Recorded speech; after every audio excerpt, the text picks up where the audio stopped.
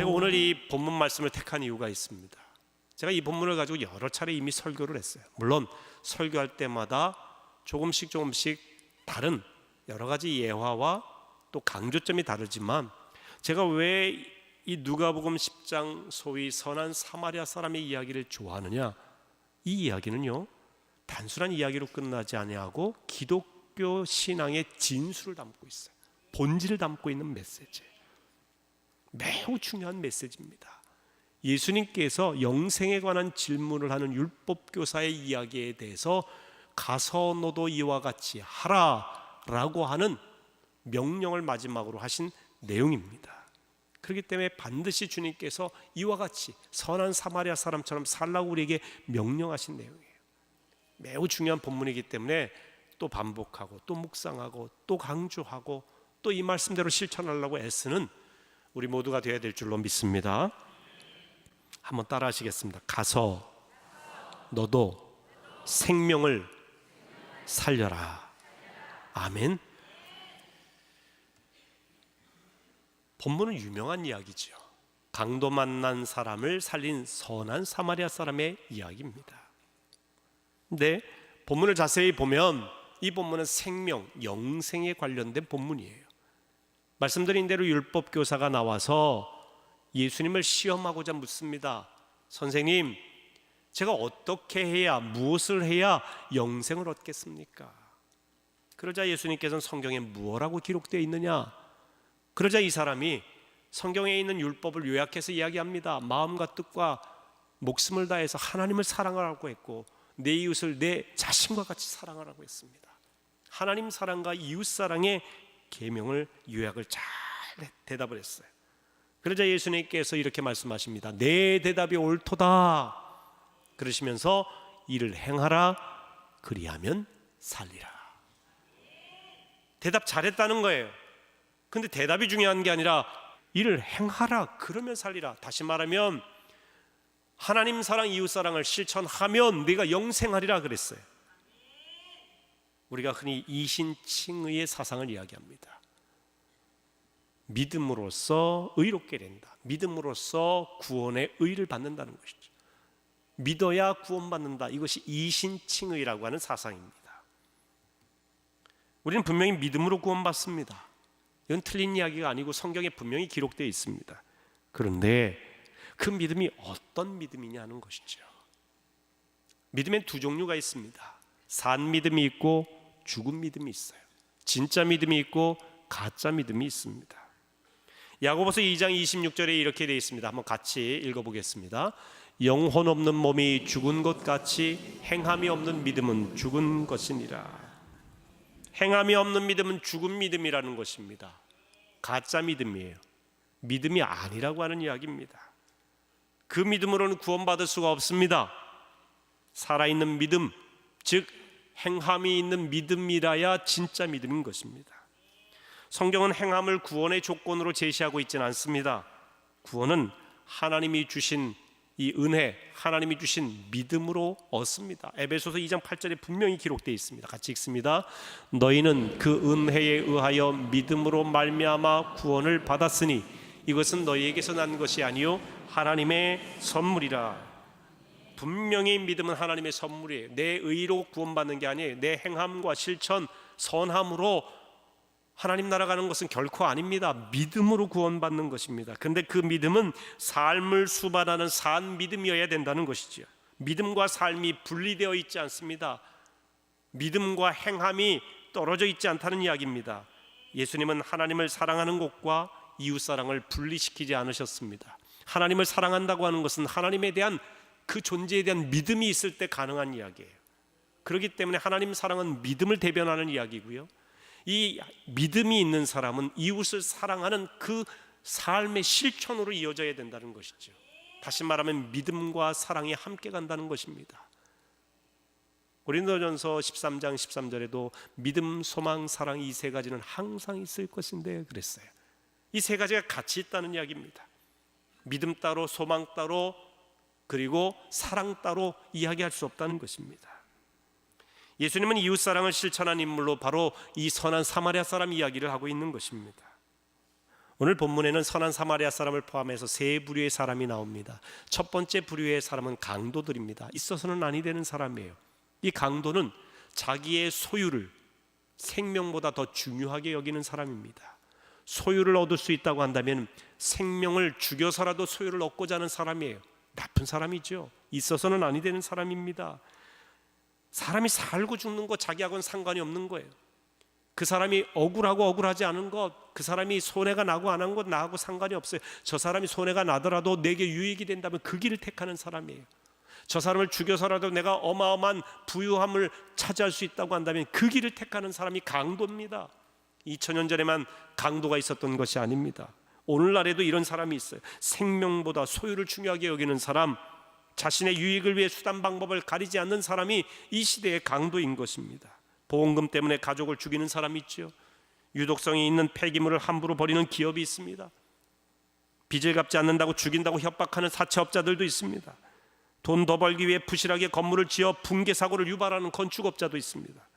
심각한 인신 공격성 글로 자살 충동을 일으키는 인터넷 악플러들, 자신과 타인의 생명을 위협하는 음주운전자, 음식에 독이나 발암물질을 넣는 장사꾼들, 힘으로 사람을 위협하는 조직폭력배, 아이들의 인생과 생명을 망가뜨리는 아동 성폭행자와 같은 사람들은 우리 주변에서 이 시대의 강도들인 것입니다.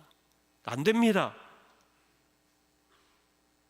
두 번째 부류의 사람은 제사장과 레위인입니다. 있으나 마나한 사람들입니다. 오늘 성경에도 이들이 나옵니다. 제사장도 나오고 레위인도 나와요. 당시에 율법에 있어서 탁월한 사람들입니다. 하나님 잘 믿는다고 하는 사람들이죠. 레위인들은 제사장 계열에 있는 사람들을 말합니다. 그런데 이 사람들은 강도 만난 자가 쓰러져 있는 것을 보고도 피하여 지나갔다고 성경은 기록하고 있습니다. 그들은 강도처럼 사람의 생명을 해하지는 않았습니다. 하지만 죽어가는 사람 살리지도 않았어요. 있어도 되고 없어도 되는 그런 부류의 사람들인 것입니다. 남에게 피해를 주지도 않았지만 남에게 유익을 끼치지도 않은 그런 부류의 사람인 것입니다. 세 번째 부류의 사람이 사마리아인입니다. 반드시 필요한 사람, 생명을 살리는 사람입니다. 꼭 필요한 존재를 상징합니다. 사실 예수님이 사마리아 사람을 제일 훌륭하다고 인물을 묘사할 때에 제자들은 깜짝 놀랐을 거예요. 당시 제자들은 유대인입니다. 예수님도 유대인으로 태어나셨죠. 유대인들은 사마리아 사람들 개 취급했어요. 인간 이하의 취급을 했습니다.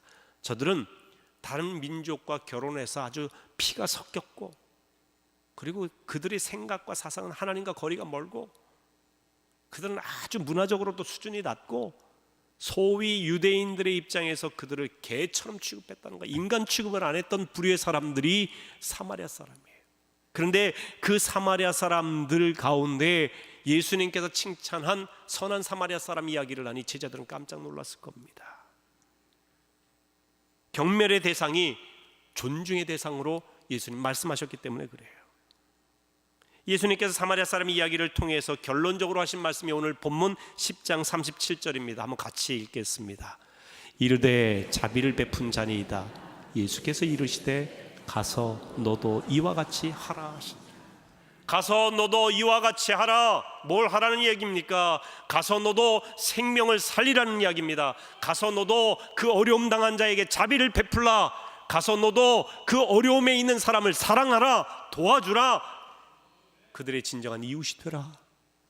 이것이 예수님께서 영생에 관해서 질문한 그 질문에 대한 마지막 대답이에요.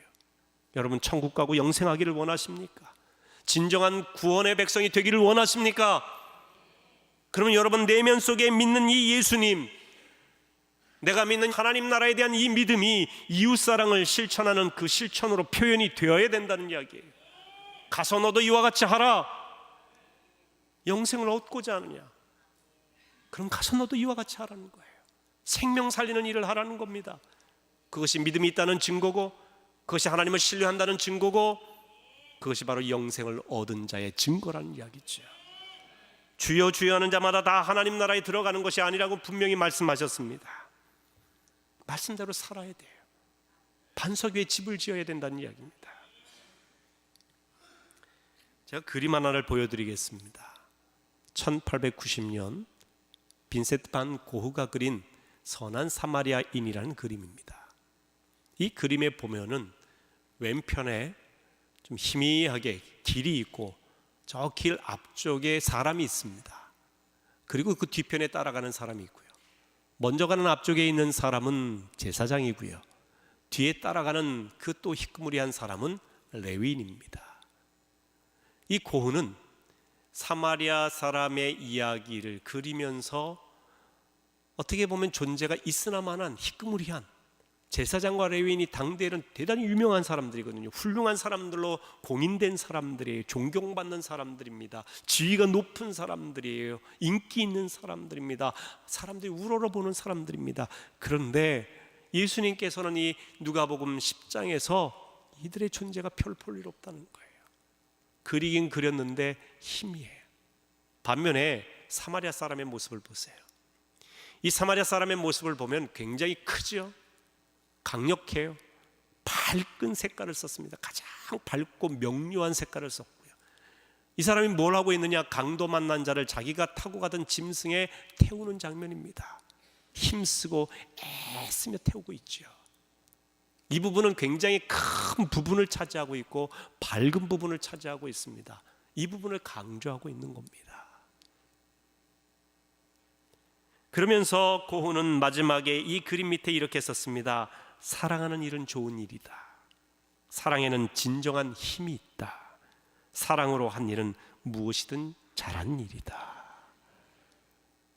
사랑으로 하라. 이 자비를 베푼 이 사마리아 사람처럼 너희도 자비를 베풀며 살라. 그 자비가 뭐겠습니까?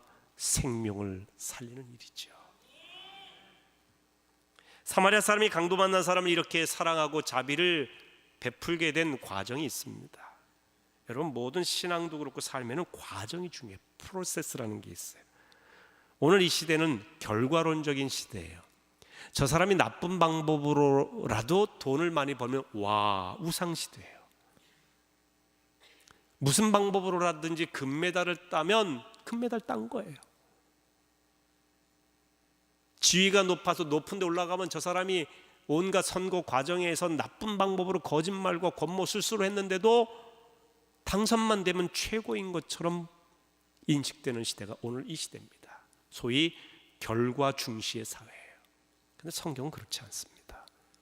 마음을 보죠. 과정을 봅니다. 결과가 아니에요. 그 과정 속에서 나온 결과예요.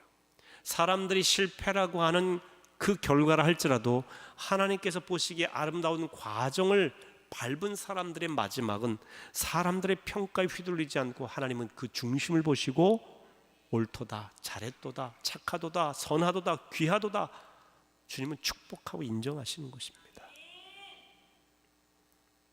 이 사마리아 사람이 이렇게 된 과정을 보면 첫 번째 과정이 불쌍히 여기는 마음을 가졌다는 것입니다. 자, 33절 말씀을 같이 읽어보겠습니다. 어떤 사마리아 사람은 여행하는 중 거기 이르러 그를 보고 불쌍히 여겨. 사마리아 사람이 여행하는 중에 거기에 이르러서 그 사람을 보고 불쌍히 여겼다고 그랬어요. 그 앞에 보면은요 31절과 32절에는 이렇게 되어 있어요. 마치 한 제사장이 그 길로 내려가다가 그를 보고 피하여 지나가고, 보고 피하여 지나가고. 32절에는 이와 같이 한 레위인도 그곳에 이르러 그를 보고 피하여 지나가되, 보고 피하여 지나간 제사장과 레위인, 그러나 보고 불쌍히 여겨 그랬어요. 똑같이 봤다는 거예요. 똑같이 봐요. 근데 어떤 사람은 지나가 버렸어요.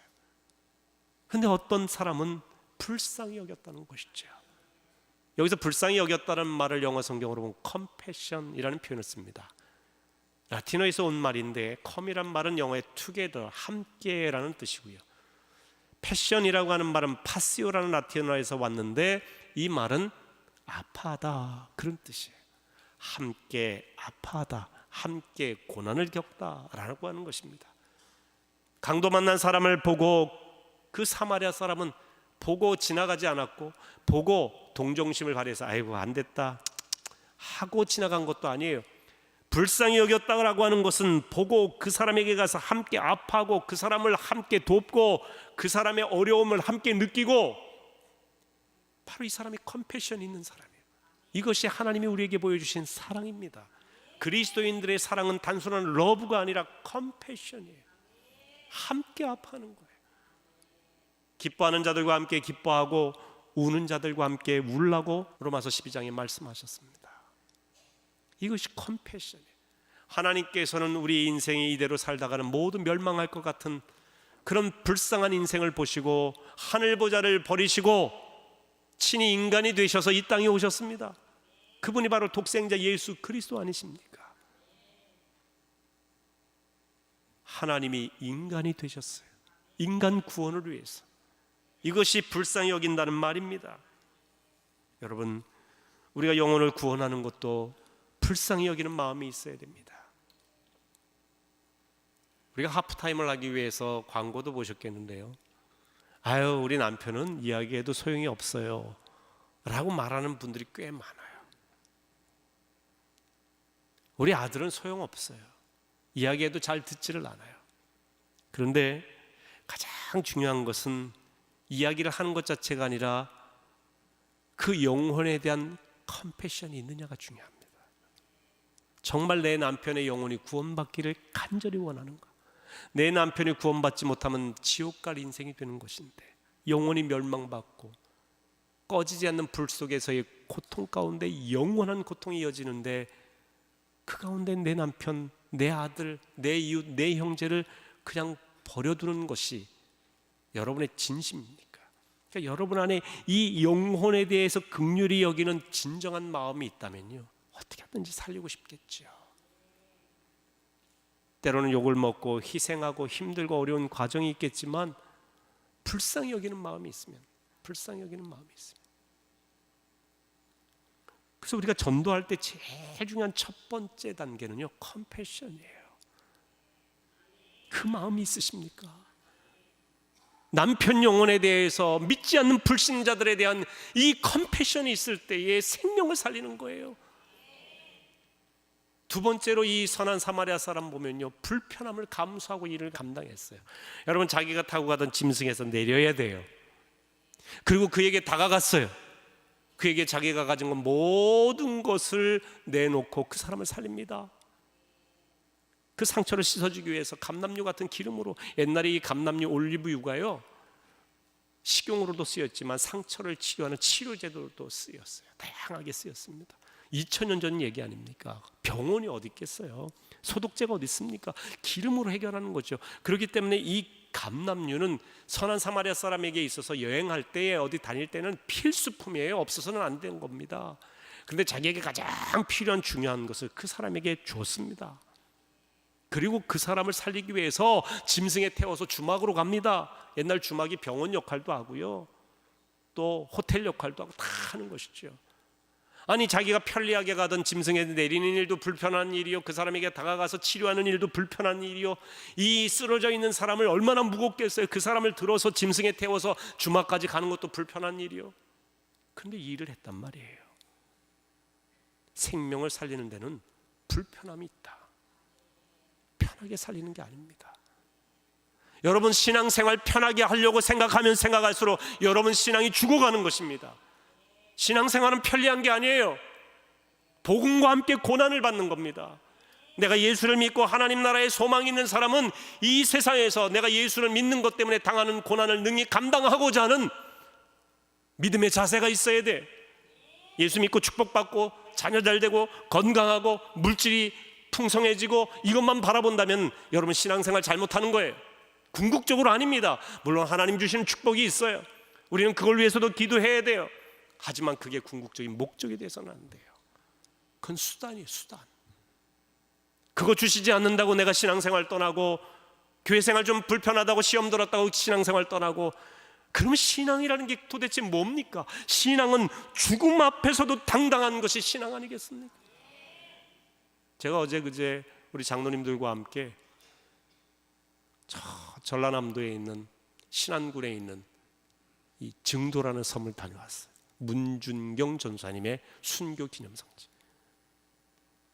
6.25 당시 때에 그 공산주의자들에 의해서 많은 믿음의 사람들이 학살당하고 어려움을 당할 때 문 전사님이 나를 죽이시오, 우리 교인들은 살려주시오 하시면서 순교를 당하신 곳입니다.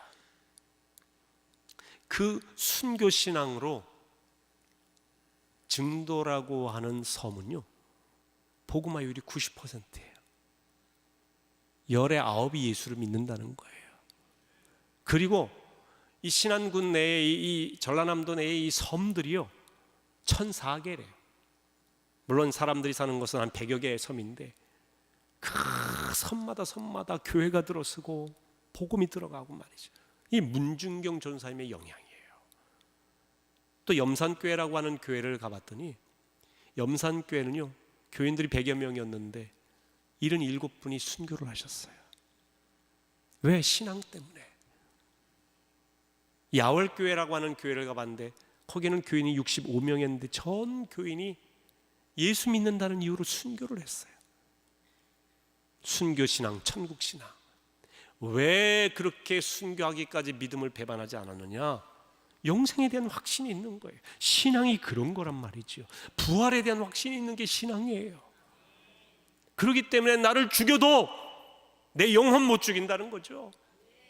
그런데 내가 여기서 내 안위를 위해서 신앙을 배반하고 내 살 길을 찾아가고 거기에 합력하고 협력해서 육의 목숨은 건지겠지만 그러나 영원히 사는 이 신앙의 길은 잃어버리게 된다는 거죠. 뭐가 중요하냐? 목숨보다 중요한 게 신앙이, 바로 이게 기독교 신앙이란 말이죠. 그렇기 때문에 기독교 신앙의 이 삶의 길은 불편한 겁니다. 편한 게 아니에요. 그런데 그 불편함을 사명으로 감당하는 거죠. 그 불편함에서 생명이 나오는 겁니다. 여러분, 어머니가 자녀를 해산할 때에 편하게 해산하네요. 툭툭 치면 하나씩 나오고 그럽니까? 나와라 해서 나옵니까? 어디 가서 이름 부른다고 애가 생겨요? 그렇게 해서 생긴 생명이 어디 있습니까? 죽을 고생을 하는 거예요. 죽을 고생을. 엄마의 죽음을 넘어서는 이 해산의 수고, 이 불편함, 이 고통, 거기서 생명이 나온단 말이죠. 그런데 그 생명이 나왔을 때는 그 기쁨은 이전의 고난, 고통과 비교할 수가 없다는 겁니다.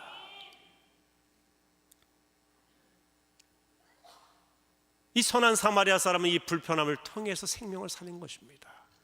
세 번째로, 이 선한 사마리아 사람은 이 일을 한 번의 사건으로 끝내지 않았어요. 이 사람을 태워가지고 주막으로 데려다 주는 것으로 끝내지 않았단 말이에요. 데려다 주고 밤새 돌보아 주었고요. 그리고 그 사람이 필요한 모든 치료 비용을 이 사람이 감당을 했습니다. 그리고 자기가 볼 일이 있지만 그 볼일 보는 동안 주막 주인에게 비용을 다 지불했고요. 다녀와서 비용이 더 들면 내가 갚겠다고 그랬고, 돌아올 이유도 없어요. 비용을 지불할 이유가 없습니다. 아는 사람이 아니에요. 그런데 선한 사마리아 사람은 이 일을 지속적으로 했다. 여러분, 생명을 살리는 일은 지속적으로 해야 돼요. 사람 사랑, 생명 사랑, 우리 걷기 축제하는 이 일이 한 번의 이벤트가 아니에요. 우리 교회 알리기 위한 선전이 아니란 말입니다. 그저 안양 시민 축제로 한번 페스티벌 하는 이 일이 아니라고 하는 것입니다. 계속해서 수많은 예산이 들고 어려움이 있지만 이 일을 하는 이유는 우리가 이 시대에 하나님께서 선한 사마리아 사람으로 부르셨습니다. 생명을 살리라고 하는 명령을 하신 것입니다. 영혼을 불쌍히 여기고, 특별히 자살하려고 하는 이들, 그 영혼을 긍휼히 여기고, 또 자살한 이후 유가족들을 긍휼히 여기면서 그들의 영혼을 돌보라고 우리에게 사명을 주셨고요. 여러분, 우리가 영혼을 구원하기 전에 그 생명 끊으면 어떻게 영혼을 구원하겠습니까? 이 시대에 이렇게 교회가 많은데, 수많은 그리스도인이 있다고 하는데 왜 많은 사람들이 이렇게 안타까운 사연으로 스스로 목숨을 끊느냐는 거죠. 그래서 이 일은 지속적으로 해야 돼요. 지속적으로. 끝까지 주님 오시는 날까지. 물론 우리가 영혼을 구하고 생명 살리는 일은 다양한 모습으로 할 수 있겠죠. 근데 특별히 사람마다 하나님께서 이 가슴을 뜨겁게 하는 열정과 가슴을 뜨겁게 하고 안타깝게 하는 그 분야가 있어요. 그것이 그 사람의 사명이에요. 제게는 바로 자살하려고 하는 분들에 대한 이 안타까운 마음이 제게 주신 그 뜨거움이에요. 그래서 제 사명이에요. 어린아이들을 보면서 그 어린아이들에 대해서 잘 가르치고 싶고 막 저 아이들 사랑하면서 저 아이들을 더 잘 인도하고 싶다고 하는 마음이 있으면요, 그게 사명이에요. 교사가 되실 사명이에요. 거리에 있는 노인들, 앉아있는 노인들만 보면은 참 안타까운 몸으로 저 노인분들 잘 좀 도와드리고 싶다. 노인분들을 전도하고 케어할 사명이 우리에게 있는 거예요. 사명. 근데 우리가 이제 자살 예방 캠페인을 하면서 여러분들이 한 장 한 장 사시는 티셔츠, 후원하는 이 후원으로 행사도 하지만요, 이제 모아진 후원금으로 저희가 학교별로 다니면서 그 교육을 받은 이 생명 지킴이들이 학교별로 교육을 시켜요. 학교에서 그것도 원해야 되죠. 우리가 가서 이런 교육을 하려고 하는데 학교에서는 예산이 없어요. 그러니까 저희가 후원금 모금된 걸로 강사들에게 지불을 하면서 교육할 수 있는 여러 가지를 우리가 후원을 하는 겁니다. 뭐 몇천만 원 모아지면 몇천만 원을 다 그렇게 사용을 하는데 한 번 교육을 하고 나면 다들 좋아하세요. 왜냐하면 아이들 반응이 좋고요, 자기 자신에 대한 가치를 새롭게 인식하게 되는 거예요. 그러니까 반드시 한번 교육받은 데선 또 초청을 해요. 근데 그렇게 초청을 하면 학교에서 예산을 지불하는 게 아니라 후원하는 우리가 다 이 예산을 감당을 해야 되는데 한계가 너무나 많아요. 몇천만 원 가지고는요 몇 학교 할 수가 없어요. 그 많은 학생들에게 같이 가면 아이들이 이제 함께 모이면 이렇게 여러 가지 필요한 교재라든지 검사지라든지 뭐 이런 것도 있고 여러 가지 다양한 이 비용들이 필요한데 이건 학교에서는 전혀 감당 안 하고 우리가 다 해주고 교육시켜주고 한단 말이에요. 국영수, 영어, 수학을 위해서는 학원비 그렇게들 많이 나는데 아이들이 생명을 위해서, 그리고 아이들이 자기 자신의 가치가 얼마나 귀중한지 그걸 알려주는 교육에는요 전혀 예산을 쏟지를 않아요. 우리나라가 자살 예방과 관련된 예산을 보면 너무나 미미해요. 일본 같은 경우에는 1990년대까지만 하더라도 우리나라보다 자살률이 2배나 많았어요.